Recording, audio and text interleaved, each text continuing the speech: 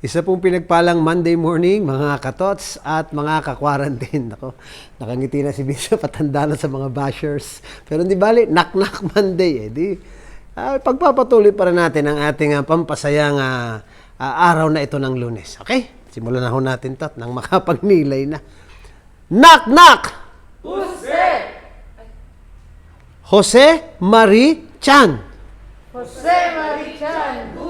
Siya ang pinakasikat pagka mga Berna, nakakanta na ng kanyang mga Christmas. Okay, Jose Marichan. Okay. Ladies and gentlemen, Mr. Victor Wood. Ta-da-da-dan, one more chance. Ta-da-da-dan, one more chance. All you need, Jose Marichan, to break my heart. Woohoo! Kita nyo ha? Boom! Yeah! Okay. Ayos na naman ito ating umagang ito. Okay, sa bashers dyan, bahala kayo sa buhay nyo. Basta't nailusot, mas maganda yun kaysa doon sa isa kong naisip. O si Marichan na naman. Okay na nga, okay na yun. Sige na. Ang ating pong umaga ay siyempre mas mahalaga ay ang pagninilay. At ngayong umaga, ang ating magiging simpleng tanong ay, alin nga ba ang nararapat? Yoy, bakit kaya ito? Kasi patuloy pa rin yung ating pagbabalik tanaw doon sa laging gusto ni Lord na tingnan natin lagi yung alin ang mas mahalaga, alin yung mas importante, yung original sense of all the laws. Ngayon, patuloy pa rin ito. Ang ating gospel, hinango kay San Lucas, Kabanata 6, mga talata 6 hanggang 11, ay patungkol na naman po sa isang gagawin ni Lord na sinisilip pa rin itong mga Pariseyo. Na kahit anong ganda ng kanyang gagawin, meron silang gustong gamitin laban sa kanya. Lalo na, araw ng Sabado, na sinasabing bawal gumawa ng kung ano-ano. Eh si Lord, may kaharap ngayon taong, ano bang tawag dito, yung withered hand, no? Yung kumbaga sa lunganging braso o kamay, no? Eh, tinanong naman ni Lord, ito napakagandang tanong ni Lord, na minsan kahit anong tama nung tanong, pag ang puso ay sala talaga, hindi makikita kung alin ang tama. Tingnan niyo ito sinabi ni Lord. Tatanungin ko kayo, alin ba ang naaayon sa kautusan? Ang gumawa ng mabuti o ang gumawa ng masama sa araw ng pamamahinga? Ang magligtas ng buhay o ang pumatay? Kasi noon, pagagalingin niya yung tao. At tingnan niyo, kahit anong ganda ng kanyang ginawa, sinilip pa rin ito. Ano man ang dahilan nitong mga Eskriba at Pariseo, palagay ko hindi dahil ang batas Hindi na rin ang batas ang dahilan na. Mas yung laman ng puso nila. Kung yan may inggit, kung yan may yung madilim na katotohanan ng kanilang mga puso, ay tuloy hindi nila nakikita kung alin nga ang nararapat. At doon po tayo ngayon pinaalalahanan. Alin nga ba nararapat lagi sa buhay nating ito? Hindi ba lagi yun munang kabutihan?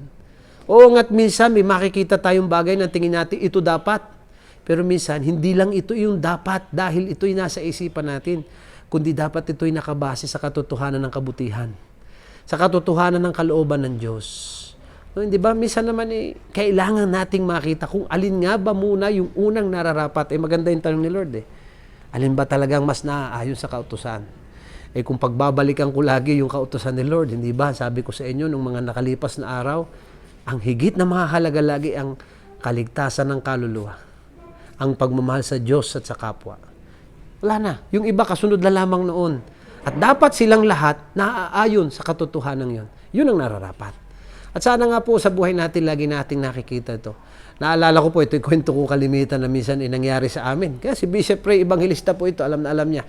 Nung kami nagtuturo pa sa seminaryo noon, nararapat na kami magturo, bigyan ng oras ang aming mga seminarista ay minsan hindi dumating na naghahanap ng pari at ang tanong ay kung sino daw pwedeng paring magsikol sa kanyang ina. Ay siyempre lahat naman ay dedicated teachers and professors. Ayaw iwan ng klase. Sabihin mamaya-maya ng kauntit, nagtuturo pa. Bumalik ang seminarista doon sa naghahanap ng pari.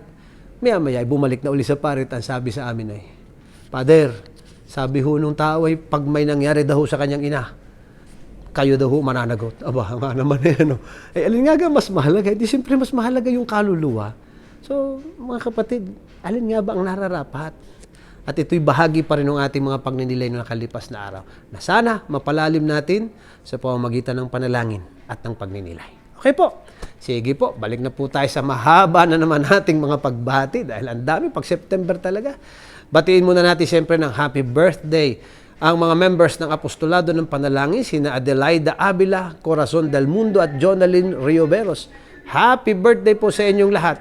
Gayon na rin po ang pagbati natin ng happy birthday kina Monsignor Andro Castro, kina Ate Gina Reforma, Babic Baldosa, Jefferson Zamora, Rosario Testa, Maricel Agi, palagay ko Aguirre yan, Melissa Kalingasan, sa aking dating classmate na si Vic San Antonio, sa pinsan kong si Darwin Katigbak, kay Ken Historillo, kay Lilibet Cuevas, gayon na rin kay Paul Joshua Wangot Alcaraz, Melody Monteagudo, kay Dr. Chris Lara, happy birthday Dr. Chris, kay Dennis Ambalos, at para sa 19th sacerdotal anniversary ni Father Boyet Valenzuela Jr.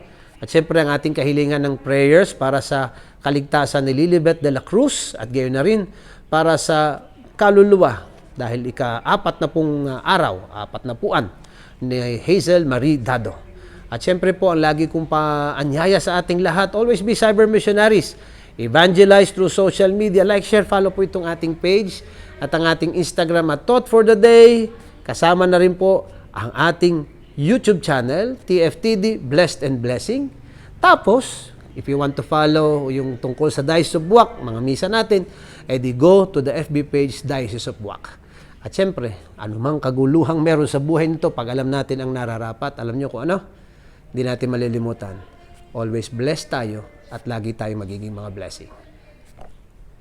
Okay. Samaritan! Woohoo!